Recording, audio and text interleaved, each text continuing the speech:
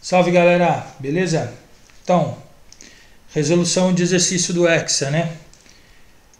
O primeiro exercício ele fala assim: uma boa notícia para o meio ambiente. Um relatório da ONU divulgado nesta semana mostrou que a camada de ozônio está dando os primeiros sinais de recuperação após anos de destruição. Então, lembrando que a camada de ozônio é aquela que foi muito afetada pela emissão do CFC, né, na poluição do ar, e que a sua diminuição em espessura e até o aparecimento de buracos ocasionam aí queimaduras, né, aumento no risco de câncer de pele, de catarata e etc. E aí ele faz a seguinte pergunta no item A: cite duas consequências da destruição da camada de ozônio para o meio ambiente e ou para a saúde humana. Então, no caso da saúde humana, né, queimaduras, envelhecimento e câncer de pele. No caso do meio ambiente, causa prejuízos aí à germinação de sementes e ao desenvolvimento do plâncton por conta da alta incidência de radiação ultravioleta. Continuando aqui, item B. A que intervenção humana pode ser atribuída essa boa notícia, né? Como resposta, a gente pode dizer que a intervenção humana reduziu a destruição dessa camada, né, da camada de ozônio, pois substituiu o CFC utilizado na produção de principalmente aerosóis e também de equipamentos de refrigeração. A segunda pergunta do Enem fala assim: não é de hoje que o homem cria artificialmente variedades de peixes por meio de hibridação.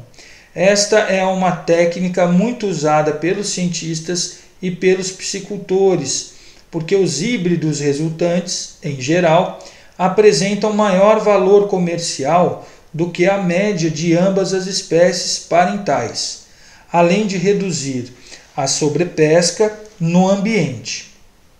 Sem controle, esses animais podem invadir rios e lagos naturais, se reproduzir e, vamos lá, item A, originar uma nova espécie poliploide. Não, de forma alguma. Item B, substituir geneticamente a espécie natural. Isso é fato. Não encontra resistência, pode acabar extinguindo a próxima espécie. PUC Rio 2013 fala assim na terceira questão: o gráfico abaixo mostra a concentração de um poluente persistente, o inseticida DDT, em diferentes níveis tróficos e na água. Então, lembrando que existe um processo chamado magnificação trófica em que metais pesados, por exemplo, e inseticidas como o DDT, né, organoclorados, que tem aí um tempo de meia-vida alto, né, de 15 anos, eles acabam apresentando um efeito cumulativo ao longo da cadeia alimentar, chamado de magnificação trófica. Quanto mais distante o ser vivo está dos produtores, maior é a concentração desse componente no seu organismo. Então, os prejuízos aí, conforme a gente vai se distanciando do primeiro nível trófico, são assim um acúmulo muito grande e um prejuízo bem preocupante, né? E aí ele fala assim, ele mostra um gráfico aqui na água, no plâncton, nas rãs, no sunfish e nos pelicanos. Dá para ver aí um aumento da concentração de DDT, né? Processo chamado, repito, de magnificação trófica. Aí diz assim: com relação ao fenômeno mostrado no gráfico, foram feitas as seguintes afirmativas. A concentração de poluente é maior nos organismos dos últimos níveis tróficos. Verdadeiro. Próximo, a concentração de poluente é maior nos consumidores primários. Não, é maior no secundário, terciário e assim por diante. O fenômeno mostrado no gráfico é conhecido como eutrofização. De jeito nenhum. Eutrofização é a proliferação desordenada de algas por conta do aumento de minerais, de alimentos minerais na água. O processo, em caso aí descrito, é magnificação trófica. E o 4, a concentração de poluentes é maior no nível trófico de maior biomassa, o que a gente pode conferir ali que não é real, portanto falso também. Então apenas a alternativa 1 é a correta, então alternativa E. Continuando aqui a nossa resolução dos exercícios. VUNESP, né? 2012. Analise o gráfico. Esse gráfico ele mostra a temperatura média da superfície global, nível do mar, média global e cobertura de neve no hemisfério norte, né? Em milhões de quilômetros quadrados. Aí ele diz assim, ó, após analisar o gráfico, né? A partir da análise do gráfico, assinar a alternativa correta. Vamos ver o que ele está dizendo aqui, ó. O gráfico refere-se às consequências do efeito estufa para o planeta, provocando o aumento da temperatura global a partir de 1900. Não é o que a gente vê no gráfico. B.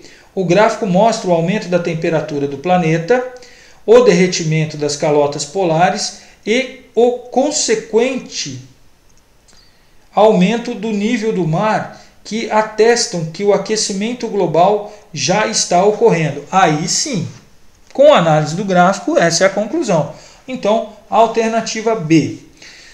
E o último exercício do Enem 2011, para evitar o desmatamento da Mata Atlântica nos corredores da cidade de Amargosa, ou no recôncavo da Bahia, Amargosa então, né? No recôncavo da Bahia, o IBAMA tem atuado no sentido de fiscalizar, entre outras, as pequenas propriedades rurais que dependem da lenha proveniente das matas, que há produção da farinha de mandioca, produto típico da região. Com isso, pequenos produtores procuram alternativas como o gás de cozinha, o que encarece a farinha.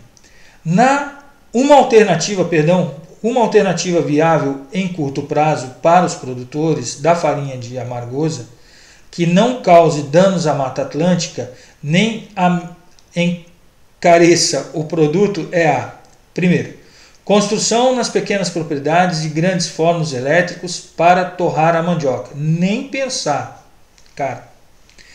Plantação em suas propriedades de árvores para serem utilizadas na produção de lenha. Ui, que trabalhão, meu Deus, não, nem pensar, também encarece. Permissão por parte do IBAMA da exploração da Mata Atlântica apenas pelos pequenos produtores. Putz, sem comentários. D. Construção de biodigestores para a produção de gás combustível a partir de resíduos orgânicos da região. Aí sim, né?